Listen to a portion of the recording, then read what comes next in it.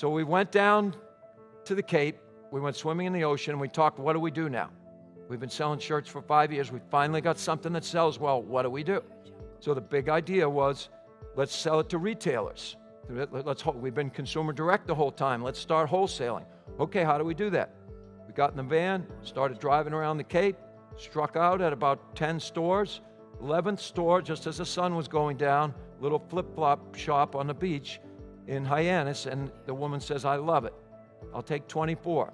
Fantastic. Nancy was her name. So she orders 24 pieces. We ship them to her. It's about a week and a half later, and the phone rings. Hi, it's Nancy. Oh, hi, Nancy. It's Bert. How are the shirts? She said, we sold all 24. I said, wow, that's incredible. Do you want more? She said, yes. We'll send you more. That's great. Well, hold on. Do you remember our shop? Do you remember what's next to our shop? No. It's an ice cream shop. Okay. I was a little slow on the uptake. She said, we're wondering if that guy Jake eats ice cream. I said, no, but he will. It's not rocket science. It's funny. People think we make this shit up, but this is exactly. And somebody said in the lobby, hey, what story are you going to tell? I only have one story. That's it. We all only have one story. It's called your life. And so then another week and a half went by, and she called and said, her sister-in-law called from Vermont, and she said, hey, my sister-in-law Nancy says that Life is Good shirts are our best seller. My husband and I have a shop on a mountain bike path up in Vermont, and we want to get some of these shirts. We're wondering if Jake, that guy, rides a bicycle. This time I got smart. Bankers will like this one. Accounts receivable is a pain in the ass, right? So I said, no, he doesn't ride a bike, but he will if you pay in advance.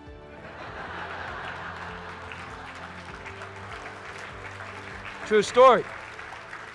So Jake started riding a bicycle, and then JJ and I had no idea what we were doing with the business. We did not even have a computer. We were running the business out of our living room. We were shipping out of the kitchen, and these two girls moved in upstairs, and this was one of them. Her name was Carrie, and we quickly assessed in the first 2 days which one was the ambitious one.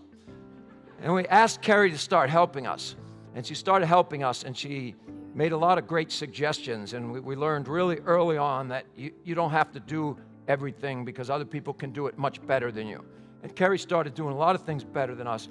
She started organizing the business for us, and so we asked her to quit her job after a few weeks, and she took a big leap with us, and we paid her $17,000 a year. We asked her, we took her out to lunch to ask her, and I asked her, we want to offer you the job, but I have a question first. What is the least amount of money you could possibly survive on? You can ask her, right? So she told us, and that's what we paid her, right? And Carrie served another purpose in those days. We're brothers, JJ and I, so we fight, right? It's just natural. And so we'd get in a fight once a day. And Carrie would break it up if it really got bad. One time, my brother threw a staple gun at my head. That's a different story. And I dodged it, so I'm quick. And so she used to take us out to this tree. And we used to both fight. I'm not going under the tree. I'm not sitting under the tree, right? But Carrie was Little Miss Peaceful. And she'd take us out to the tree, and she'd make us sit under this tree. And there was daisies underneath the tree. And something about that tree, she said, if she took us over there, we'd resolve the thing. And we reluctantly did it the first couple times, but she made her point. So the tree became kind of symbolic and significant, and moreover, the daisies did.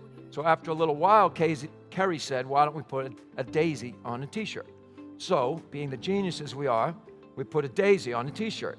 And the daisy became the #1 selling t-shirt. And it really took off for us.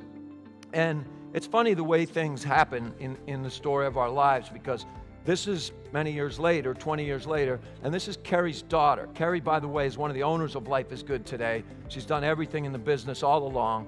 And so eventually we gifted her equity in the business, and she's just been an incredible partner to us. And you can probably guess what she named her daughter. Daisy. Right? And I put the photo in there Not just because it's fun, but who sleeps like that, okay? That is a happy kid. Life is good for that kid, right? And what we've learned, our nonprofit works with kids that go through trauma. And what we've learned is children that feel safe and loved are capable of anything.